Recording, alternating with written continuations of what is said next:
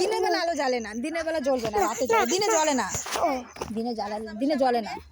আমি কি বলছি বলতো, ঘরের সামনে বসে তুমি তো চাল খাও, আমি যদি চাল খাই তাহলে হ্যাঁ আমি তো দেখেছি তোমাকে চাল তাহলে বল আমি ও মাকে বলে চাল ছিঁড়ে সব চাল খাই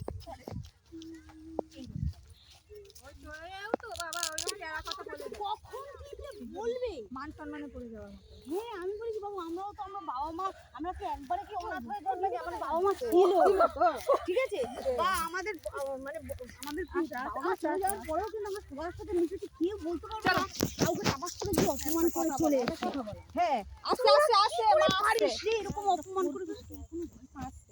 হ্যাঁ আর এত